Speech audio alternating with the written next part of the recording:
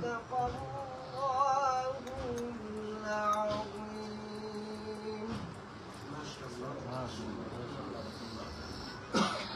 ধন্যবাদ মোহাম্মদ আলী সাহেবকে কলকাতার সমুদ্র পরিচালনা শোনার জন্য। এখন দোয়া পরিচালনা করবেন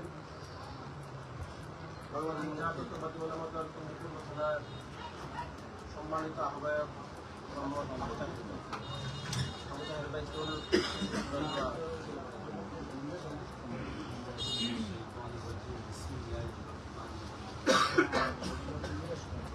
মুখ্য ইবাদত হওয়া হচ্ছে ইবাদতের অংশ। যদি আমরা ইবাদত হিসাবে দোয়া করি, আল্লাহ তাআলা এই দোয়ার বদলতে আমরা ইবাদতও হবে, নেকিও হবে, এবং এই দোয়ার বরকতে আল্লাহ তাআলা হাজারো সমস্যা আল্লাহ সমাধান করে দেবেন। দুনিয়ার কোনো কিছু দ্বারা সম্ভব নয়। কর্মীরা যার একমাত্র আল্লাহ। এখানে হচ্ছে একমাত্র ইখলাসের সাথে লিল্লাহ, আল্লাহর জন্য, অন্য কোনো কিছুর জন্য। আল্লাহর জন্য যে জিনিস হবে এর দুনিয়া কল্যাণ, আখিরাতও কল্যাণ। যেন আমরা যে ভ্রমণ করবো আল্লাহর জন্য। আমরা সর্বপ্রথম বিসমিল্লাহর সাথে সূরা ফাতিহা আমরা কয়েকবার তেলাওয়াত করি। আল্লাহ তাআলা হাদিস শরীফে আল্লাহ রাসূল সাল্লাল্লাহু আলাইহি সাল্লাম বলেন, সূরা ফাতিহা হচ্ছে সমস্ত কোরআনের মা। এই সমস্ত রোগের সেবা হচ্ছে এই সূরা ফাতিহার মধ্যে।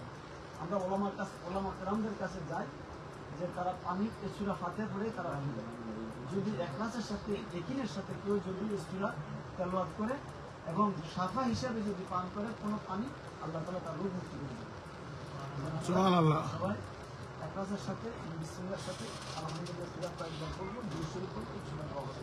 তো আপনারা খাস করে দোয়া করবেন আমাদের প্রিয় নেত্রী, বাংলাদেশের সাবেক প্রধানমন্ত্রী দেশনেত্রী বেগম খালেদা জিয়া। আল্লাহ তাআলা যেন তাকে পূর্ণাঙ্গ সুস্থতা দান করে। আল্লাহ যেন তার হায়াতকে আল্লাহ তাআলা যেন বৃদ্ধি করে। এই খাস করে আমার জন্য আমরা দোয়া করি।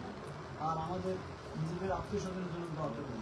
আল্লাহ বলছে, তুমি দোয়াকে যত প্রশংসিত করবা, এর বিনিময় তুমি যতজনের জন্য দোয়া করবো ওই সংখ্যা পরিমাণ নেকি আমি তোমার আমলনামায় দিয়ে দেবো। أعوذ بالله من الشيطان الرجيم. بسم الله الرحمن الرحيم. الحمد لله رب العالمين الرحمن الرحيم مالك يوم الدين. إياك نعبد وإياك نستعين